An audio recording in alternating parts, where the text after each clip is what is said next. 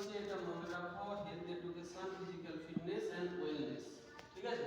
কিন্তু আজকে আমি তোমাদের যেটা পড়াবো সেটা হচ্ছে এজিং এন্ড ওয়েলনেস। এজিং জিনিসটা কি? এজিং এর বাংলাটা হচ্ছে সুস্থতা, মানে একটা বয়সের কালে বা বয়োবৃদ্ধি হওয়ার সাথে সাথে আমরা কি করে ওয়েলনেস অবস্থায় থাকবো। তাহলে এজিং এন্ড ওয়েলনেস দুটো কিন্তু একে অপরের উপর পরিপূরক, ঠিক। তাহলে এজিং মানে যদি আমি বয়স প্রাপ্তি বা বয়স বৃদ্ধিটাকে বলি, তাহলে তার সঙ্গে ওয়েলনেস যুক্ত। তাহলে বয়স বৃদ্ধির সাথে সাথে আমরা কি করে সুস্থ থাকবো। যেমন ধরো আমরা আমাদের ফিজিক্যাল এডুকেশন ফিল্ডে যদি আমরা ভাবি যে শারীরিক পরিশ্রম, ঠিক, তারপরেই কিন্তু তোমার আসবে ওয়েলনেস। শারীরিক পরিশ্রমের পরেই কিন্তু তুমি সুস্থতা প্রদান করবে। তোমার মধ্যে যদি ফিজিক্যাল ফিটনেস থাকে, ফিজিক্যাল ফিটনেস যদি থাকে, সেখান থেকে কিন্তু তোমার আসছে ওয়েলনেস। এইটা মধ্যাবধি, বুঝতে পেরেছো? শারীরিক ফিজিক্যাল ফিটনেস যদি থাকে তবেই তুমি ওয়েলনেসের জায়গাটা পৌঁছতে পারবে। এবার একটা জিনিস, আমরা এই ফিজিক্যাল ফিটনেস জিনিসটাকে যদি আমি এটাকে নিয়ে ডেসক্রাইব করি, এই ফিজিক্যাল ফিটনেস ব্যাপারটাকে, তাহলে এটা একটা বড় পার্ট, এটা তোমাদের ইউনিট 3 তে আছে। ফিজিক্যাল ফিটনেসকে আমরা দুটো পার্টে ভাগ করতে পারি। কি কি? একটা হচ্ছে হেলথ রিলেটেড ফিজিক্যাল ফিটনেস, একটা হচ্ছে হেলথ, আর একটা হচ্ছে স্কিল। একটা হেলথ রিলেটেড ফিজিক্যাল ফিটনেস আর একটা স্কিল রিলেটেড ফিজিক্যাল ফিটনেস।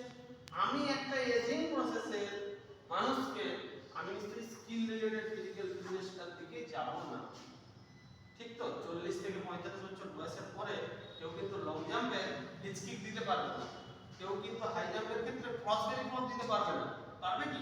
তাহলে সেটা স্কিল রিলেটেডের দিকে যাচ্ছে, তাহলে আমাকে তাকে হেলথ রিলেটেড দিতে হবে। এটা সবসময় মাথায় রাখতে হবে যে হেলথ রিলেটেড ফিজিক্যাল ফিটনেস কিন্তু তাদের ক্ষেত্রে বেশি গুরুত্বপূর্ণ হয়ে ওঠে। এবার এই হেলথ রিলেটেড ফিজিক্যাল ফিটনেসের মধ্যে কি কি জিনিস আছে? যেমন আমরা হারবাস টেস্ট করেছিলাম না, আপ আপ ডাউন ডাউন, কে করেছিল? সৌম্যদীপ। তাহলে হারবাস টেস্টের ক্ষেত্রে যখন আপ আপ ডাউন ডাউন যেটা করেছিলাম আমরা 5 মিনিট পর্যন্ত ম্যাক্সিমাম, কিন্তু অত সময় পর্যন্ত কেউ করতে পারে না বা পারবে না। যদি কেউ পারে তাহলে তার ফিজিক্যাল ফিটনেস লেভেলের আমার কার্ডিওভাস্কুলার এন্ডুরেন্সটা আমি মাপ করতে পেরেছি। তাহলে আমরা এটা বলতে পারি যে হারবাস টেস্টের মাধ্যমে আমরা কার্ডিওভাস্কুলার এন্ডুরেন্স, বাংলায় যাকে বলছে হৃদসংবহনতান্ত্রিক সহনশীলতাটা আমরা পরিমাপ করতে পারি। তার সঙ্গে কি আছে? Muscular strain. তাহলে সিভিই, এটা হচ্ছে কার্ডিওভাস্কুলার এন্ডুরেন্স। তাহলে এর মাধ্যমে আমরা হৃদসংবহনতান্ত্রিক সহনশীলতাটা পরিমাপ করতে পারি, যেটা পালস কাউন্টের মাধ্যমে। নেক্সট আছে এমএস, যেটা শর্ট ফর্ম, সেটা কি? Muscular strain.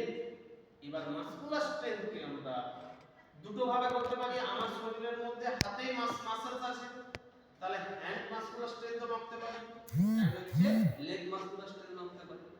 এবার hand muscular strain, leg muscular strain আমরা কিসে মাপতে পারি? হ্যান্ডের ক্ষেত্রে। বলো, তোমার মাসেল হাতে ভালো, তুমি কি করে মাপতে পারো?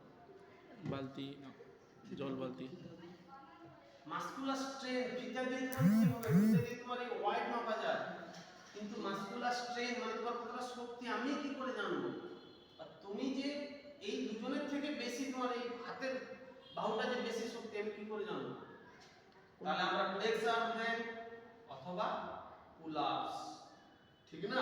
ভালো করে ভেবে দেখো, আপার ইউজ ফিটনেস টেস্টের মধ্যে এই টেস্টটা আছে না, পুল আপ, তুমি কতগুলো মারলে সঠিকভাবে, তার মাধ্যমে আমি বলতে পারি। কারণ এখানে এই বাইসেপস ট্রাইসেপস ডেল্টয়েডের কাজটাই বেশি, বুঝাতে পারছি? তাহলে মাসকুলার স্ট্রেংথের মধ্যে আমি দুটো পার্টকে নিয়ে যেতে পারি।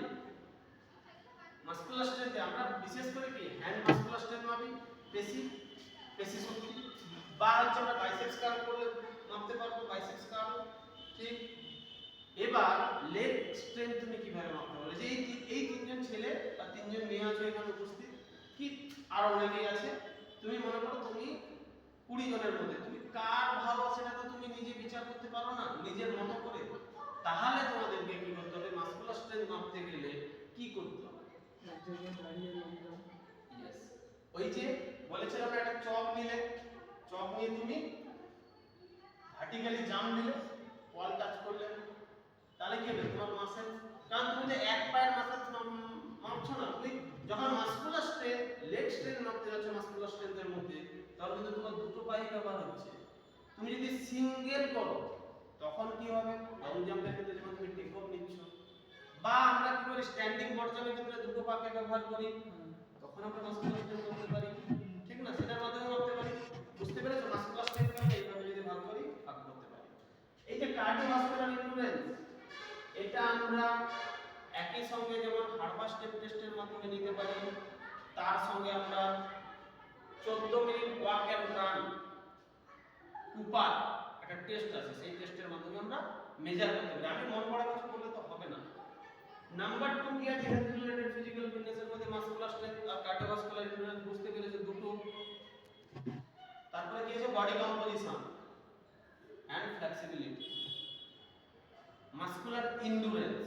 তাহলে মাসকুলার মাসেলসের এন্ডুরেন্স মানে মাসেলসের দম, মানে মাসেলসটা তোমাকে কত সময় সংকোচন প্রসারণ একসঙ্গে কত সময় করতে পারবে। বুঝতে পেরেছো? সেটা হচ্ছে তোমার এন্ডুরেন্স, মানে দম, তুমি কত সময় দৌড়চ্ছ, সেটা হচ্ছে কিন্তু তোমার এন্ডুরেন্স।